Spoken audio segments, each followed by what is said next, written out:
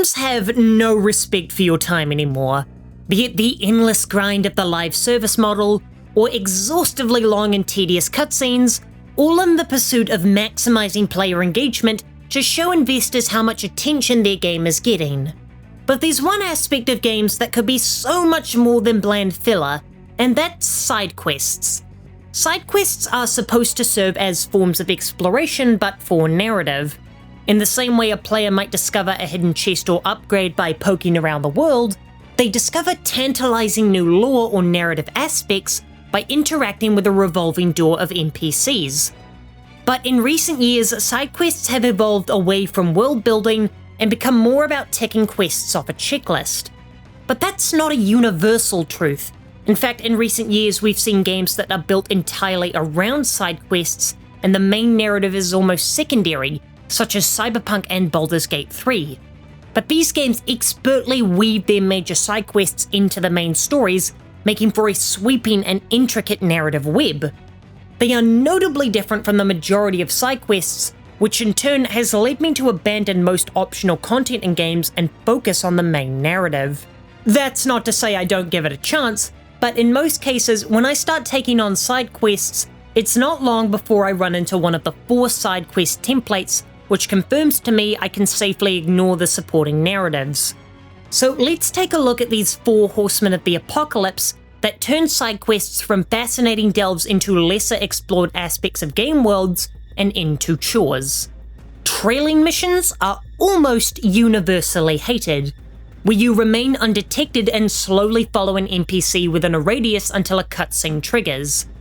Popularized by Assassin's Creed, this type of mission sounds like an excellent time on paper, an intense cat-and-mouse game between you and your target, with it not being clear how much longer you have to track, creating an immersive experience.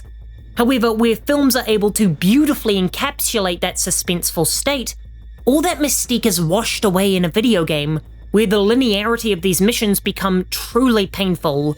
Stepping too close or too far away results in a rigid failure state kicking in, forcing you to reset and erasing all the magic from these encounters. Not to mention the utter tedium as your target slowly meanders to their predestined location at approximately a fifth of your character's walking speed. These 2 factors make these missions feel incredibly scripted and dull, as you're handheld through these trudges and they become an exercise in patience. A few ways this could be fixed is by making trailing missions more difficult by making them happen at high speeds. The Radiant car chases in Spider-Man games were always my favorite type of crime, as they had momentum and a breakneck pace. I think that unless the game is exclusively built around stealth like Splinter Cell, there should be no reason we can't let our target see us and turn the mission into a chase sequence that actually has some excitement and engagement. But you could also make those stealth essential games better by making it easier to lose your target, as the UI often interferes with the immersion by telling you exactly where your target is. I think that losing them in a crowd and having to hurriedly relocate them before they escape whilst remaining hidden would be an excellent way to inject tension. However, the next example is the most soulless type of side quest. Even in a single-player game, there is something disgusting about fetch quests, because it evokes my most hated type of game, the live service title.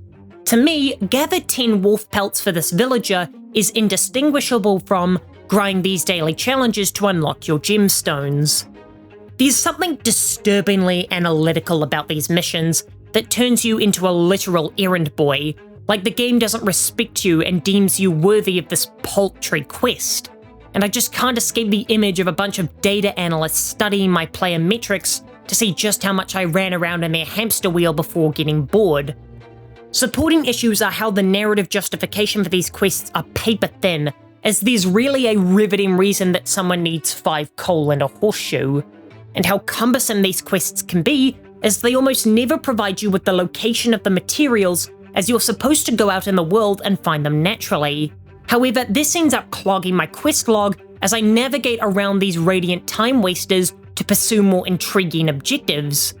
However, I may be a hypocrite, because one of the only games that I regularly play is one giant fetch quest, Monster Hunter, which involves grinding the same bows, searching for the required materials to upgrade your gear. However, there are two key differences. The fetch quest is set by the player, so it doesn't feel like the game is infantilizing you by giving you a trivial task to complete, and the game offers you a far more tantalizing reward than some meager XP and gold. The Horizon games also do this, where you can create a quest in your journal to acquire a selected upgrade, which is a far more powerful motivator. The more menial the task, the more exciting the motivation has to be, and the extremely strong inspiration of upgrading my gear is what made Monster Hunter one of the only games to truly sink its hooks in me, though I'd never describe Monster Hunter as menial. And I don't see why this isn't translatable to more games after Horizon so eloquently adopted this philosophy. Yet the next example is neither boring nor soulless, but rather immensely frustrating. Escort quests are a bane to the existence of all players, as often the atrocious AI will get themselves killed with only minor mistakes from the player. The key issues are how the speed of the NPCs is almost never on par with the players, either moving too quickly or lagging behind. The moronic pathfinding AI that will have them make haphazard movements or get stuck on easily traversable geometry, not to mention the enemy AI, which can conveniently ignore you and go straight for the NPC target. The key similarity with all three of these issues is how none of them are in the player's control, and it's all at the whims of the AI. Video games are designed to be controlled by the players. They should succeed or fail based on their actions. But in this case, failure is almost exclusively arbitrary, and they have little to no control over whether or not they win. However, I'm being hypocritical because Resident Evil 4 is in my top 10 games of all time, and The Last of Us and BioShock Infinite aren't far behind. These three games are elongated escort missions, and three of the most impressive games of all time in my opinion. So why did they work? Well, mechanically, we can chalk it up to the fact that both Ellie and Elizabeth are mostly immune from damage during gameplay, but also due to the fact that the essential figures in the narrative who are both phenomenally well written and performed. And even though I think RE4 is the best of those three titles, truth be told, Ashley has little to do with that placement. However, in the remake, she's been improved to an absurd degree in both likability and AI decision-making.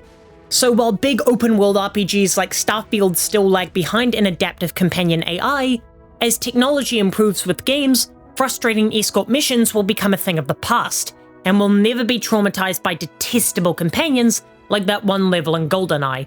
I can't even imagine doing that without save states. And speaking of missions that could really use some save states, let's get into another awful mission template.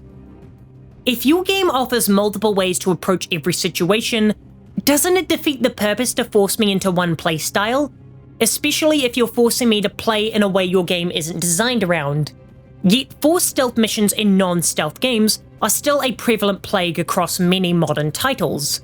The main problem with this approach of mission design is that they often have a narrative dissonance. When I'm sneaking around an enemy base, when I know that I'm fully capable of massacring all of them easily, yet even attempting to do so results in an immediate failure, which is like making the player go into a boss fight with 1 health point. The binary nature of the failure state means that any and all experimentation or risk-taking is heavily disincentivized, as the game forces you to play in the exact way it expects you to. It doesn't help that these missions are especially prevalent in open-world titles like Breath of the Wild, which encourage freedom of approach. It's also not helpful just how generic all of these stealth segments become across various titles. As you hide behind boxes and wait for a gap in patrol patterns, and if you're lucky, you get an item to distract guards with. It's the sheer rigidity of these sections that makes them so unappealing, when they're in a medium all about doing things your own way and making discoveries. Now, there are multiple ways to salvage these missions, but none of them are exactly feasible. See, normal stealth games are so effective because they always give you dozens of tools and options to work with. In games where forced stealth is relegated to rare moments, it's not exactly a good use of development resources to make a bunch of creative tools for the player to use. The other unrealistic way to avoid these lies with the writer and having them construct a narrative that doesn't require absolute secrecy. I'm specifically thinking of Star Wars Outlaws, where several side quests immediately failed you if you were caught in enemy territory, and then Ubisoft updated the game to turn them into gunfights if you got caught, and the narrative or tone didn't suffer at all. I think that maybe some writers take their games too seriously. I mean, does it make sense that this faction will still work with me if I just massacred a base I was supposed to stealth through? No. But gameplay is king, and there's a more important question than does it make sense. Is it fun to play? And letting the writers dictate how players must experience their story is a recipe for disaster. It's missions like these that truly kill my passion for exploring worlds and making discoveries in games. Don't get me wrong, these types of quests are all present in the main narrative as well, but there I have the narrative payoff for completing them. I get to experience the next chapter and inch closer to that next climactic moment. But in a side quest, these moments only serve to drain my enthusiasm as I drift from question mark to question mark, only to be hit with repetitive gameplay for pitiful narrative and mechanical rewards. I suppose it ties back into my larger issue that games are far too big today, and feel the need to fill themselves with grindy drivel in order to justify their constantly inflating price tags. And I don't blame them when the customers are talking about things like value per hour instead of overall quality. But I personally feel much more fulfilled paying full price for something like Ratchet & Clank Rift Apart than I would for something like Starfield. But I understand that people like me, who buy dozens of games a year, are the minority, and most people just want something they can spend months and months with. It's simple supply and demand, but it has given side quests a certain stink that makes them inherently unappealing to me. For more essays, here's one about Sony's peculiar focus on dual protagonists and their stories, and if you enjoyed, consider subscribing.